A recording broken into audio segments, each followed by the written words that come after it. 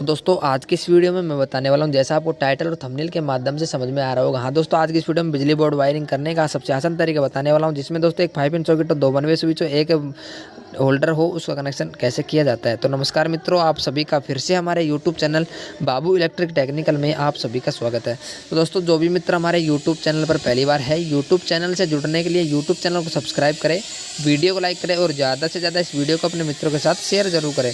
तो दोस्तों, step by step बताने वाला हूँ कैसे कैसे करते हैं, तो वीडियो को ध्यानपूर्वक देखना ना भूलें।